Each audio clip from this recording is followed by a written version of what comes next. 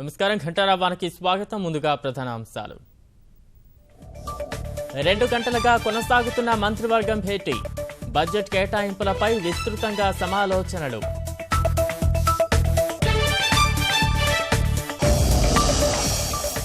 గృహ నిర్మాణ రంగానికి నిధులు వెల్లువెత్తే అవకాశం. వడ్డీ రేట్లు ఇంకా దిగివస్తాయని వెంకయ్య ఆశాభావం.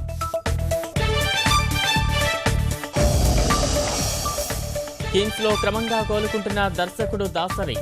కేంద్ర మంత్రి దత్తాత్రేయ సహా పలువురి పరామర్శ.